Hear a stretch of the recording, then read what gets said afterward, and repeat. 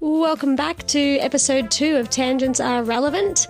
This week we talk about some of our experiences during the week, some podcasts and some TED Talks and books that have inspired us in different ways. We get onto a few tangents about networking as a creative and things that have worked and haven't worked for us and why. I also share some of the inspiration I gathered from painting Kirby, who's an incredible Australian athlete and was on the most recent Australian Survivor. We have a laugh. We hope you enjoy it. Welcome everyone. Thank you for listening. We've decided to include you in our weekly catch-ups. Every time we talk to each other, we feel so inspired and motivated, and we're really hoping to evoke that in you too. Exactly. And even after 16 years of friendship and from different countries, every single time we talk, I am always reminded that I'm not alone in my journey. And as we walk the twists and turns of the creative path, the tangents always become relevant. Hello? Hi! All right. It's happening. We just started, and then as soon as we said action, the Teams app shut down. Not actually the recording of the podcast is the most difficult part. It's just connecting across the globe and actually making a meeting work. Totally. And making the picture and the images and everything line up from France to Australia, but we are getting there and persistence is paying off. We love a learning curve. Don't we ever? Give us a challenge. We'll take it. It's really good to be back. How are you? I'm good. Yeah, I'm always good when I get to talk to you. That's why we do this, isn't it? Because it's like, even if you're having a slump in the week, speaking to somebody else, someone that you love, that's your friend, but also someone who's also a creative, such a good way to just like get some drive back and feel excited. As soon as we do talk, I'm straight back to full energy, life. I've got motivation, happy, like so many times. True, yeah. Especially when you work by yourself in your space. We haven't always been like this, but we're both right now in a position where we're working alone in our own homes. And it's so easy to think that you actually prefer being alone. And a lot of the time I find, like, I need space if I have too much time around other people, particularly people who I think I don't connect super well with. I might connect on a social level, but perhaps don't sort of see life the same way, maybe aren't creative. I'll often feel like my social battery has been drained, but it's different when I'm engaging with my creative friends because they get me. I feel very fulfilled. So you really give that to me. Thank you. You're welcome. Same. Ditto. Very grateful.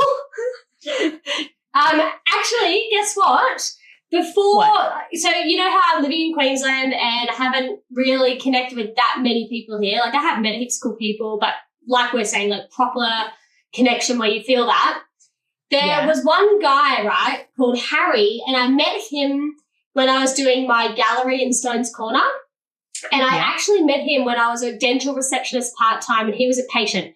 We got chatting. My partner at the time, Jenna, she was like, I'm talking about this guy I'm going to go meet up for a beer with. And obviously I'm a lesbian, so it wasn't anything like that. But still, I don't know anyone here. So I'm like, I'm going to go get a beer with Harry after work at Stone's Corner. It's just like, who's Harry? And I'm like, he's a patient from the dentist. And she's like, how do you just make a friend with a patient? And I was like, well, because when you meet a creative soul, you know. Like, we are so hard to find. When you find each other, you know. Anyway, him and I had a great time together, and he was my beer buddy, and we'd always talk about art. He'd show me music, and he'd come to the studio. Anyway, he was a really good friend to me up here for the first few years. He ended up moving to England, and I was real down about it. Oh. So I haven't spoken to him probably for like 2 years, right? And today I found a Polaroid of him and I put it on my wall in my studio because I found a box of little Polaroids. So I hung up all my Polaroids that I found. And I actually decided to put the one of him up from those days because it was a fun time. About an hour later, I get a text from him. And he's like, hey, are you still in Brisbane? And I was like, well, I'm nearby, but yeah. Anyway, we're catching up. He's back. How great. I have a creative friend here. And that's some sort of voodoo power. You just put it out into the universe and went, come here. I know. And I sent him a text. I was like, you won't believe this. This is such weird timing. And he's like, whoa, that's crazy. Because we haven't texted for like about 2 years. I think just going back to when you said like how Jenna asked, how do you find a person like randomly out and about in the world? Like, this is your superpower. I think we touched on this last week, is that you have this amazing ability to kind of like, you've got, it's not gaydar, it's like creative dar. You're like, nice. Hey, I like that. You know what? I thought everyone had it, but maybe it is a thing for me. Yeah, I think it's you. Like you're amazing at this. You find so many people, and sometimes you introduce me to people that I've met in another context. I didn't even know that they were creative, but you're like, you've got it out of them. You found out what their underlying creative source is, and you bring it out. Oh, thanks. Yeah, that's nice. I hope so. Very exciting to have someone who I feel that creative energy with, back in the same, postal, geographical area. I'm looking forward to it. It'll be nice. Yeah, it's hard, isn't it, to be sort of isolated in a lot of ways. Like if you move somewhere that's not inherently a creative place, like big cities, there's so many places to go and find other creatives. Absolutely. and do creative so I'm activities. on an island, which is a lot of older people live here when they retire. So there is an amazing creative. Oh, what's my phone? There is an amazing creative community here, and they have incredible resources. They have this shed full of all the tools you could ever want. They can teach you how to build anything with wood. And it's actually amazing because they've had their whole life of experience and they have time. So I keep thinking I should join that community arts group and learn technical skills and stuff. But you can't drink there. And there's a lot, I sound like an alcoholic. But maybe I should just go. No, it's not. What I'm trying to get at is it's not like my age bracket, essentially. It's not the energy that I need right now. It's more when I retire, which would be great, so I don't know. It is hard when you're in an area that is not what you need socially. It is beautiful, beautiful nature. I've got inspiration. I've got time. I've got space. I'm grateful for so many things. But this is like the whole point of why we started this. So having you, thank goodness for technology, as difficult as it can be, like we've been able to keep each other sane over the past few, months now? Would you say? Yeah, easily. It's interesting the correlation because obviously, we're chatting to each other. We get this motivation, inspiration from each other. But coming from working in the online space, for me, my saving grace has been connecting with people on the internet and finding like-minded people who are interested in the same thing. And I'm forever being sent the most incredible creative projects that other people are working on. Like people send me sketches and drawings and paintings, and some people have sent poems. Other people share that they're starting their content creation journey.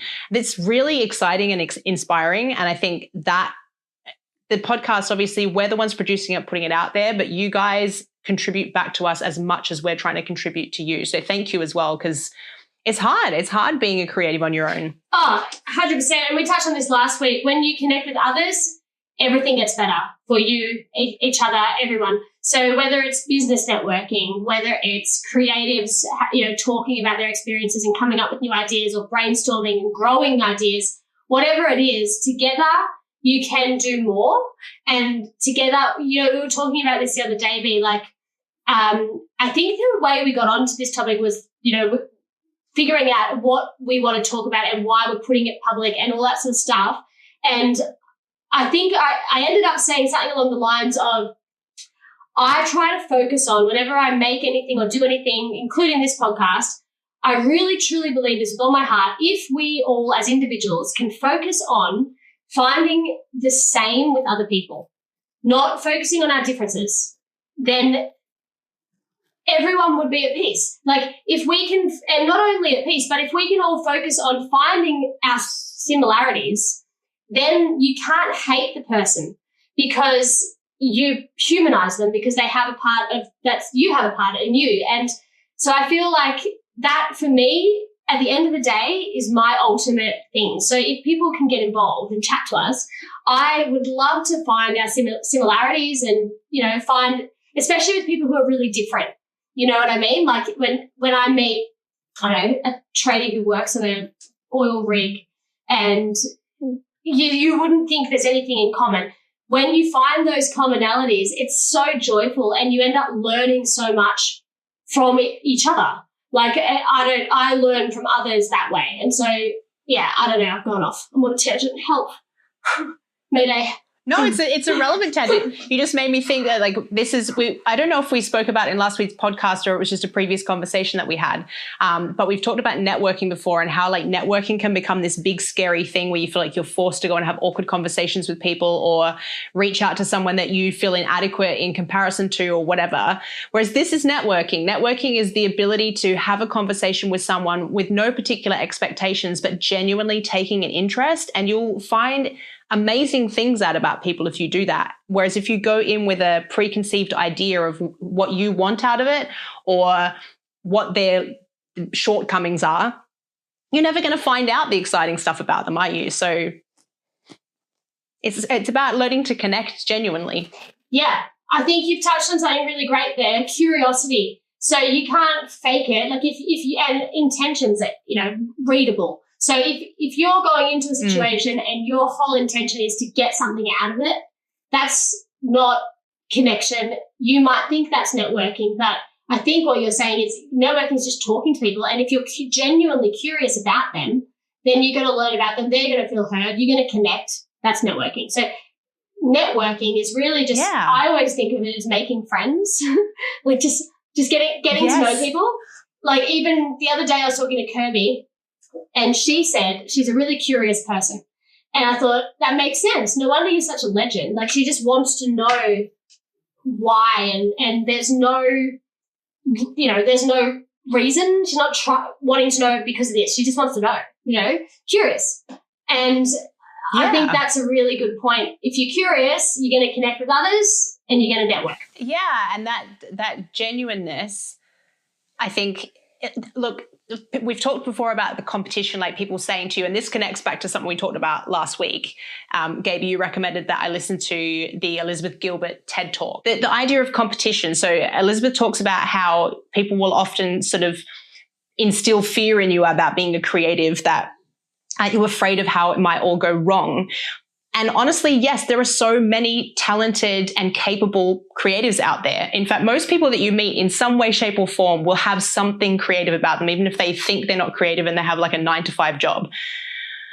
But the thing is, if you connect really genuinely with someone, they're going to want to help you because they like you. If they like you, they're going to see the thing in you that has potential, and then they're going to be excited to give you an opportunity, and it will come from a really genuine place, because otherwise, why would they want to? Why should, you're not entitled to help from somebody just because you have a talent. No. If you think about it, in the way, like, what would you do? That's how I always think of things. Like even, like if someone's rude to customer service people, I just always think, come on, like when people are nice, you don't even have to have worked in the job to understand this. If someone is nice to you, you're going to help them more. So I think putting yourself in the other person's shoes is a good way to look at creative networking, business networking. It's like, first of all, they if they have something to help you with, they're going to have to like you and be around you first. Otherwise, it's just not going to happen. Like, they've already spent how many years building a life that they want. Like, and I remember when I first started working professionally in film and stuff, I noticed that all the people were awesome. Really good people, really nice, really kind, really empathetic, really hardworking. And I was like, oh, this is amazing. So, and I realized that, how people say, oh, it's not what you know, it's who you know. It's not that. It's that you want to be around people that are positive and happy and open so you can get the best result. So as you keep doing that, others are doing it too. So if you're not getting opportunities and you're not connecting, you need to take responsibility for yourself and be better, because it's on you. Absolutely. That's how I see it. Like, that's it. And like with anything, really, isn't it?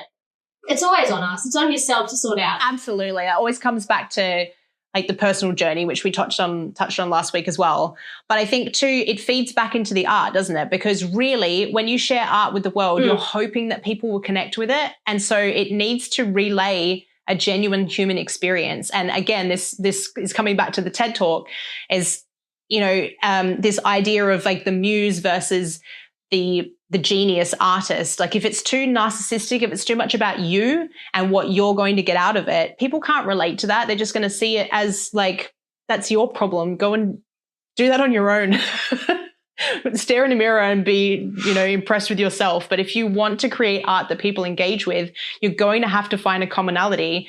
And that comes from genuinely connecting with people. And that's exciting. Like, this is not supposed to be criticism. Like, it's really cool and exciting to be able to connect with fellow artists and be excited for them in their journey. I think that's a really good point. It's more fun. It's more productive.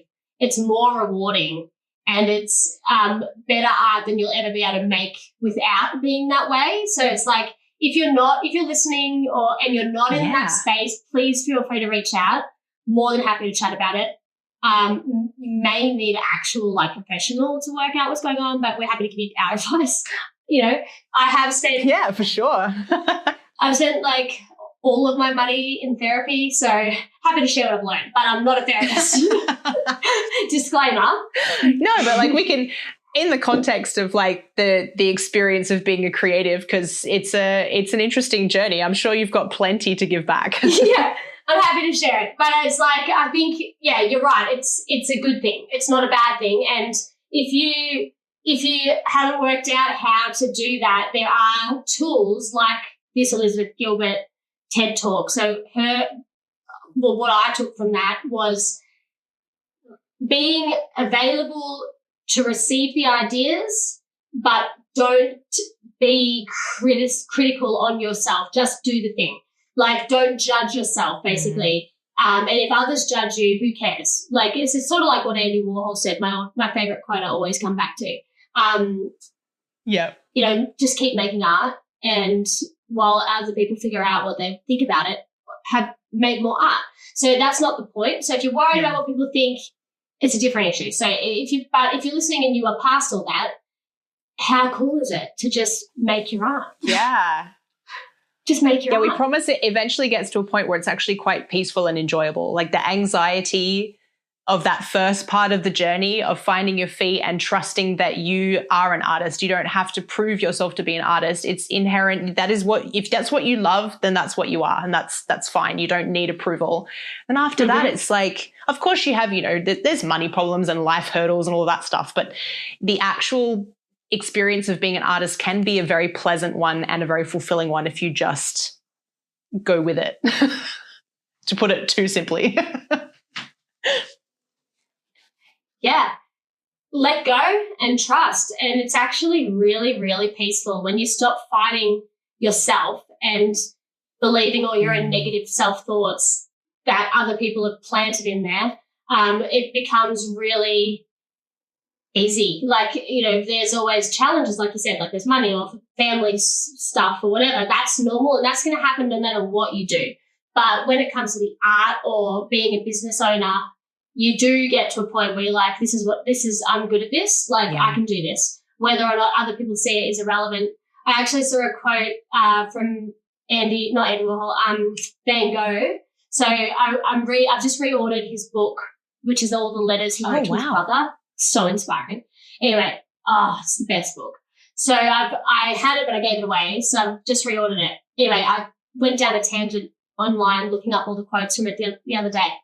And one of the things he wrote to his brother was, I may not be wealthy with money, and then he had in brackets, hopefully one day. And then, there's other things like, I can't help it if people won't buy my art.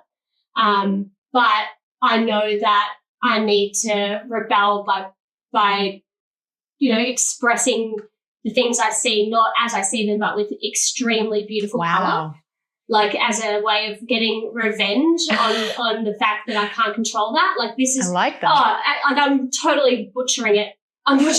But my point is, he got to a point, he was never at peace mentally, and hopefully others can be, because we know more about mental health now, but he still was at peace in his art. Wow. He knew. His art was beautiful. He can't help if other people don't like it. This is what I'm making. He knew. Now we all know.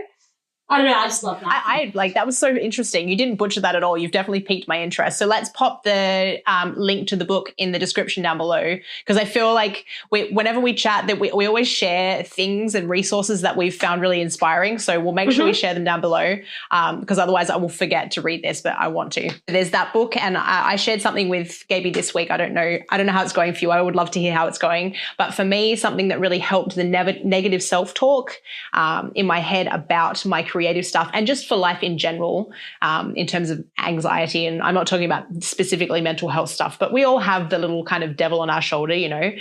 I found Eckhart Tolle really, really great for that. He's just super calming. I really love his approach to experiencing the world in the present. So it's not a specifically creative resource, but I just found it to be really helpful as a creative. So if that's interesting to any of you guys, I will leave that in the link down below as well. Okay, so I did take on board what you said and I downloaded, it was actually free with Spotify, the Stillness Speaks audiobook, and it's only like 2.5 hours, which is really cool. And even in the beginning, he encourages you to stop the book and try what he's talking about, which is nice. There's not pressure to like finish it. I'm loving it. And already I was remembering what you were telling me when we weren't recording about how you could switch off the narration in your mind. And I'm obviously trying to practice that without medication. And so I tried it when I was at the beach. And so he was saying, I've only listened to like 2 chapters, but what I got from it was listen to the sounds around you and then hear the silence in between them. And so I was at the beach and I heard the waves and I was waiting for the pause between each wave, and it was really nice. And then I realized that's all I was thinking about for ages. And I was like, yay. So it was like a little brain break. And I actually felt really productive because it was like a practical way to practice.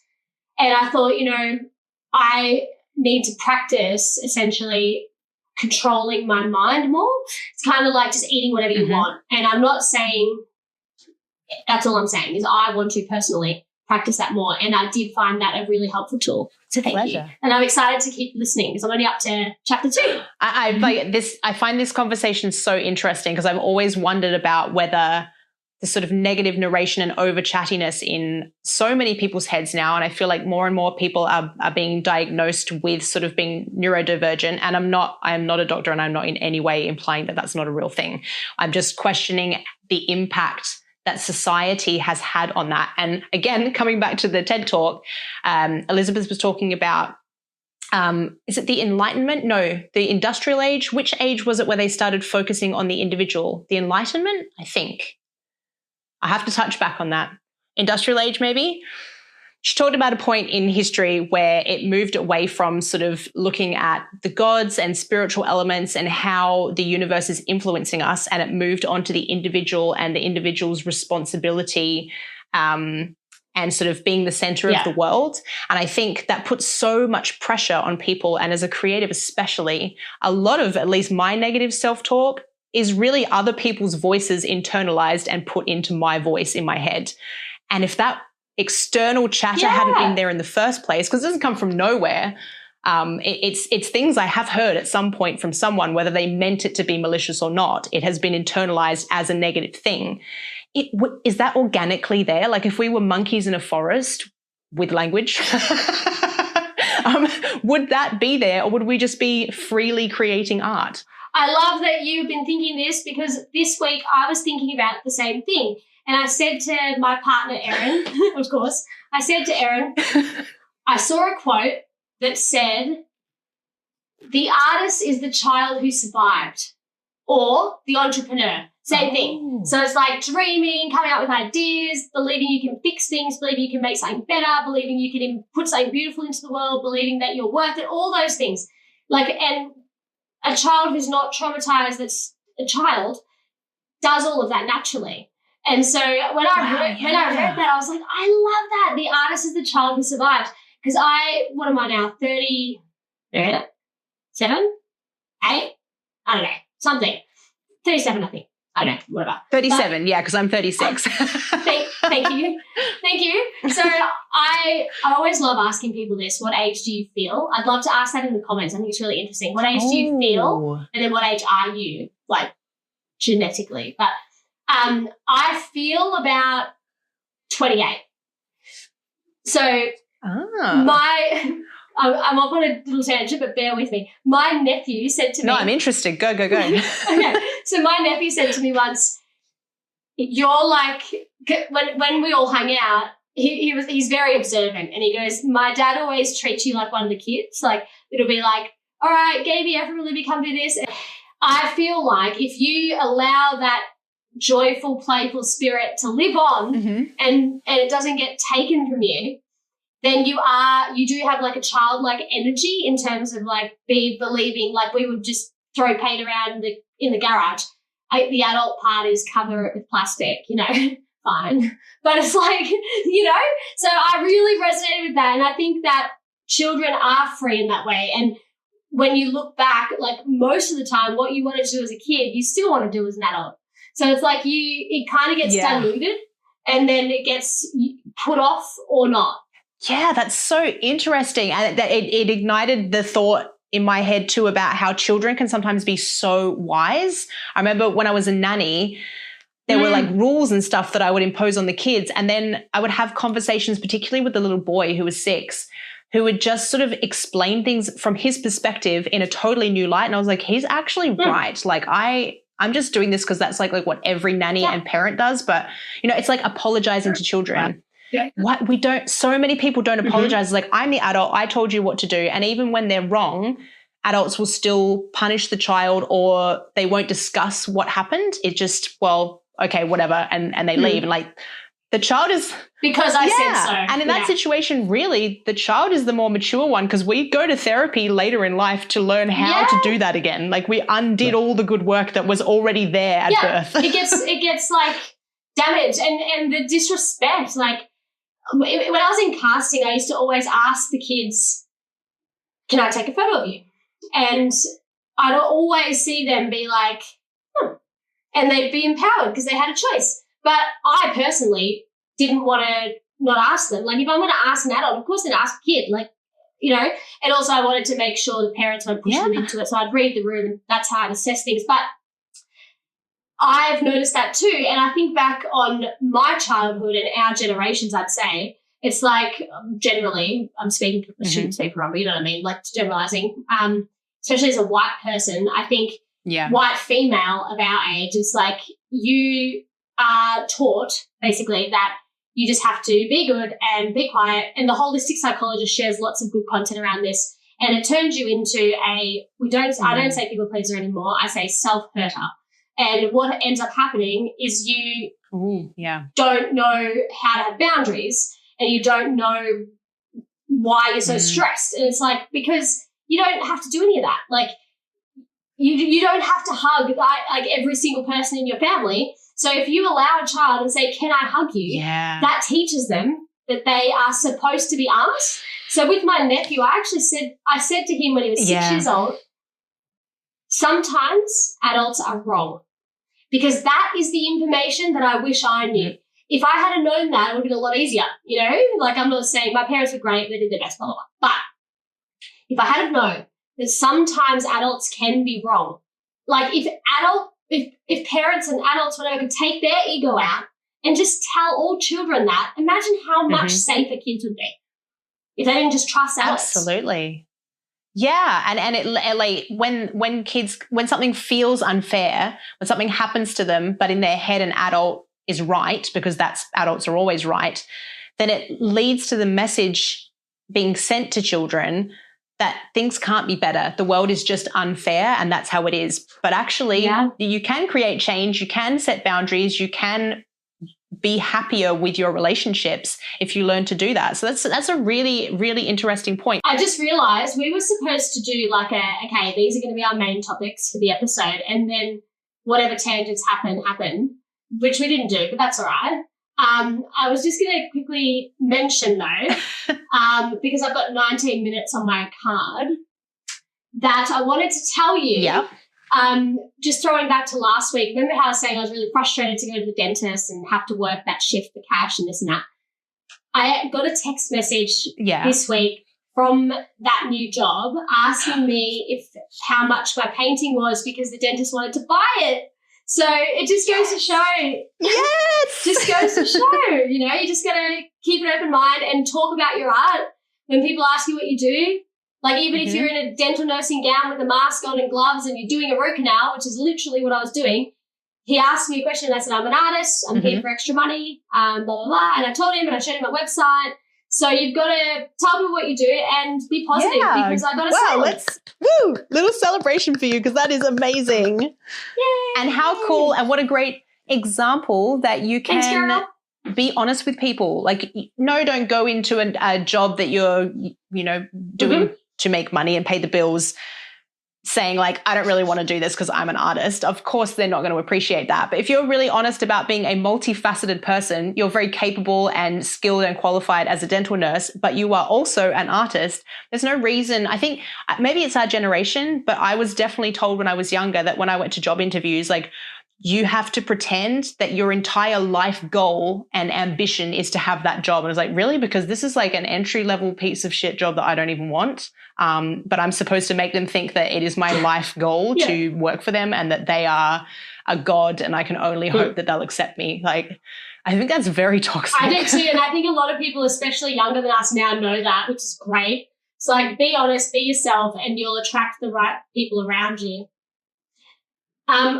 I wanted to ask you as well about your week and something that you've been like, so that was my sort of win, I guess, creatively. A little backstory. Some of you who have been following me on my various platforms, particularly on my YouTube, may have seen that last March, I was working on a bunch of projects, including my Hollywood Icon Suite, where I was that what I called it? Anyway, I was doing makeup tutorials where I was talking about old Hollywood icons, stories and scandals, etc. And I didn't finish the Hedy Lamar episode because my hard drive got wiped, completely wiped. I was actually backing up my computer. So I did back up. Everyone's like, this is why you should back up. I did. That's how I lost everything. I backed up onto a hard drive. I wiped my computer because I needed to empty the hard drive to be able to put the latest software, like update it. And then I plugged in my hard drive to put everything back on my computer. Corrupted. I lost everything. And that had everything, like all my photos from my teens right through to now, like all of my important documents, all my taxation stuff, everything, all of my projects. So that video footage of Hedy Lamar was gone, and I had spent like 2 months prepping for that video, and I had filmed it and everything.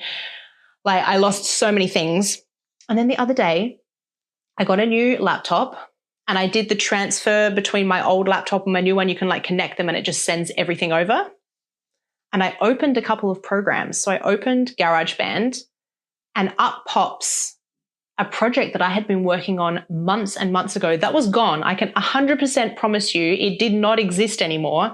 Somehow it's just comes up as the last thing you worked on, completely fully edited and ready to go. And I thought it was gone forever.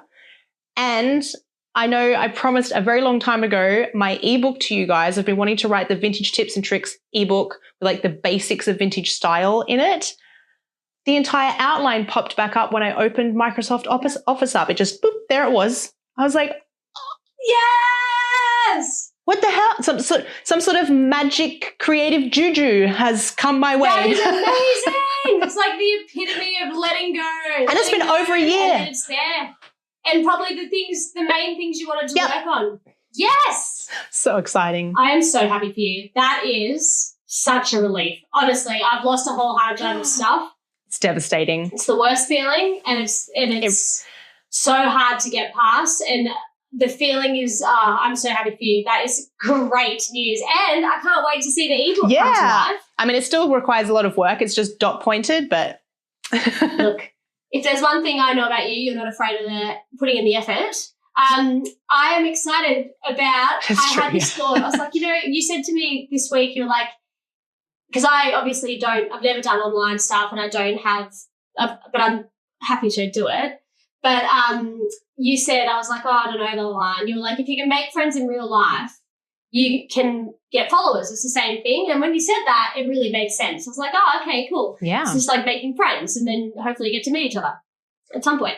But when you said that, I was like, you should write an ebook about how to go about actually creating a YouTube channel, because you have done it successfully and you are good at sort of articulating things and making it understandable. Like, you'd be a great teacher. You know what I mean? Like, you're good at it. Anyway, so I had that thought this week, No, Thank you're you. welcome. And then you told me about the ebook, and I was like, oh, cool. So I hope that you do have, if you want to, at some point, but obviously, whatever. Not trying to add pressure. I made a joke this week. I was like, going through my personal admin, and I checked out my superannuation, and it's still got my old name on there from when I was married. And I've been trying to change it to my birth name, which you would not think is as hard as it is, but it is. Nightmare. Anyway, I don't know where my marriage certificate is. It's in a shed somewhere, probably mouldy by now, and I'm just like, oh, whatever. Anyway, so it's still the old name.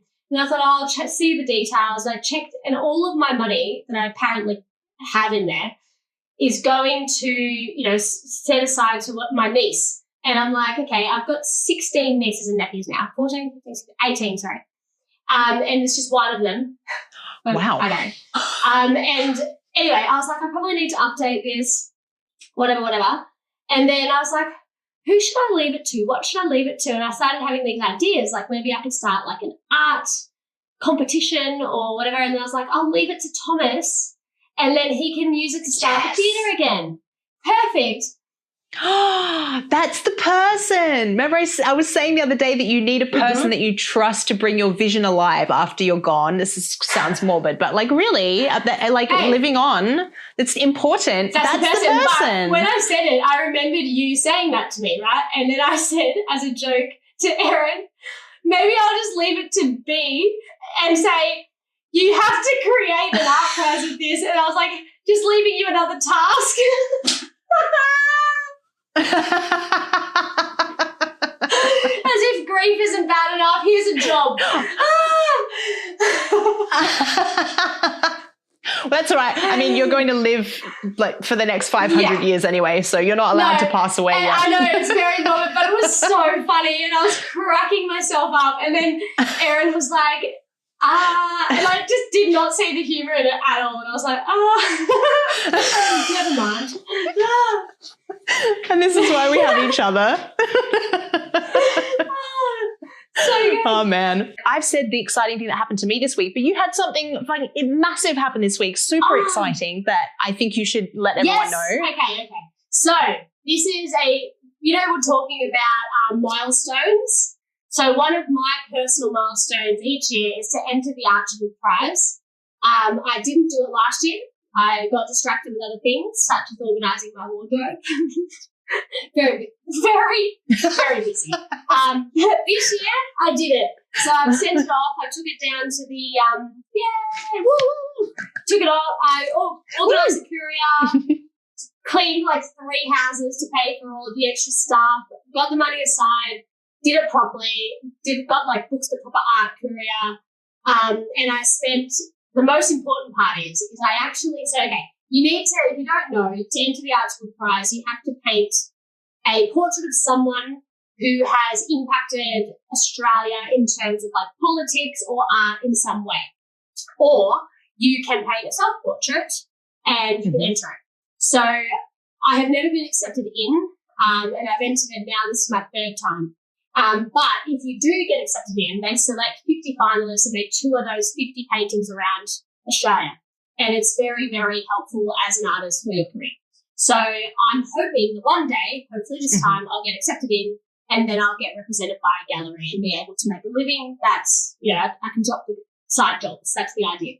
But anyway, that sort of practical side aside, while I was doing the painting, so I didn't have anyone to paint in mind, and so I was planning on doing a self-portrait. My dad said I should, and I was like, oh, right, at least it means I'm painting and I'll enter something and I'll hit the milestone. So that was the plan originally. I was just going to do a self-portrait. And I was actually going to do it from the day that I did the last milestone, which was get my artworks made into prints, and I did a sketch of my own face. So that was the plan. Then I was watching Survivor one day, thinking I was procrastinating. But as we know, tangents are relevant. So yes, I'm relaxing and enjoying my life and watching Survivor Australia. And there's a person on there called Kirby Bentley who was awesome. And so I just messaged her on Instagram and asked her, can I paint you for the Archibald? I didn't know at that point that she is also an artist. She said yes. I was so happy. So then we got to do our live sitting and chat on the phone. she ended up being one of the most amazing people and so inspiring. And I felt so honoured, and I hope I've done her justice. But I wanted to capture her joy. She's powerful, but it all comes from a place of love and joy. So I did this big painting, and I don't normally do teeth, and I don't love doing eyes because they're detailed. Everyone try and draw a picture of eyes and teeth. It's hard because your brain plays tricks on you, and it's just a little bit more mental work than like a letterbox, you know. Anyway, so I had mainly eyes and teeth to be able to capture her joy, and I knew that. So I was like, all right. Anyway, I pushed myself, and I'm so proud of myself. I'm really happy with it, and I submitted it. Woo!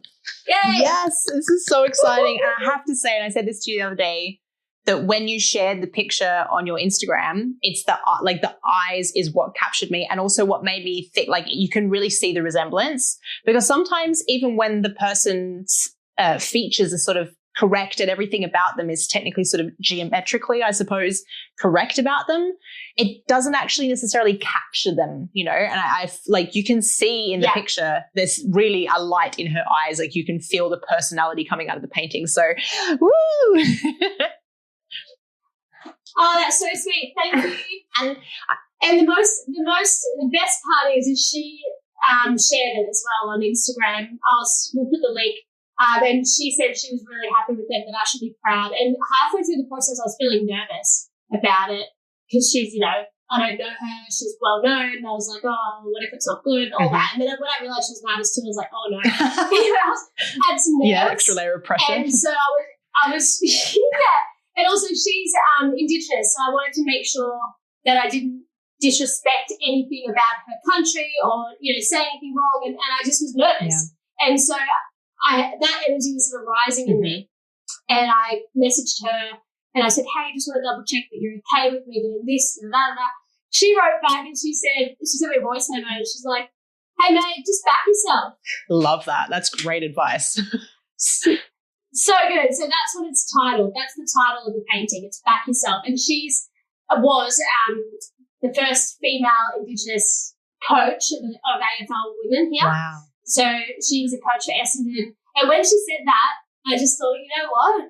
This is so why I'm painting her, because she wants to empower people to believe in themselves. Like we were just saying, like it's already in us and it gets diluted by the world. So just back yourself, especially if you're a girl and you've been told you can't. You can, especially if you're a guy and you've been told you can't. It doesn't matter. Like I'm gay, I'm neurodivergent. It doesn't matter. Do what you want to do. Believe in yourself. And if you're privileged enough to be able to, then keep going. And be grateful, you know? Absolutely. So she had that energy, and I was so stoked when she said that. And the whole time I kept thinking, just back yourself. And it really landed to me. Yeah. So that's the title of it. And I hope that it gets in and we can celebrate her. But if it doesn't, I'll do something else with it. We'll probably do a charity or some prints or something. Yeah. But yeah, we'll see. And I mean, we'll see. You've already, I said this the other day, you've already done something so amazing, exciting. I know you have your own personal goal of getting into the Archibald, but from the outside, as your friend, but also as a fellow creative, I find the whole process of this so inspiring, because you've not only been brave enough to enter the Archibald, so I think so many people out there would always be at a point, no matter where they are in their career, where they just don't think they're good enough for something as prestigious as the Archibald. So I think having the balls to go, you know what, why not enter? I'm going to enter, and just doing it is already something that's, I think, going to be very inspiring to other artists. Then you saw someone on TV, not only a celebrity, but someone that you admire in many different ways. You had the balls to message her and be like, hey, you don't know me. I saw you on TV. Can I paint you? Like that's really brave. So that's already two major goals. And then you actually painted the painting, challenged yourself with things that you said you struggled with the eyes and the teeth, and then submitted it. Like there's a whole bunch of like major goals checked off right there that I think that is already a win. And then if you get into the Archibald, it's like the cream on top. That's how I see it. So thank you. Props to you, so nice. my beautiful friend. I'm so happy that you said that, because you're right. And I do feel that. I feel like I've achieved what I wanted from it no matter what happens. Obviously, it would be great to be. But if it's not the way it's meant to be right now, I trust that process as well, and I'm fine with that. And I think that's the thing. It's like, it's easy to look at all the artworks and go, whoa, like, they're amazing. You know, who am I? I don't even have an agent, all that. But at the end of the day, it's like, I want to celebrate her, and I wanted to push myself, and I did both those things. And I hope that other people can feel that, whether it's us selling them privately or whatever. I get, at the end of the day, I feel stoked that I met such a legend, and I can't wait to meet her in real life. Like, we're both, we're from different worlds, and we both believe in like the same things, and I can feel that already. And I've only spoken to her once properly, little bits as well, but it's pretty cool. It's exciting. She's very inspiring, very, very inspiring person. Yeah. Check out her event. And how random that it's come out of a reality TV show. We briefly, Gaby did message me at one point and be like, shall we just make the podcast us talking about reality TV shows? I did call veto on that. I love it. Well, guys, that's episode 2. Thanks for listening, and we'll see you next week. If you'd like to refer to any of the resources we've mentioned, check out the description below, and don't forget to jump over to YouTube for bonus content and to see some videos that Bee's put together of behind the scenes of us making this fun podcast. We'd love to hear your thoughts, and feel free to reach out. Don't forget, if anything's been triggering in any way, please reach out to professionals for help. Bye!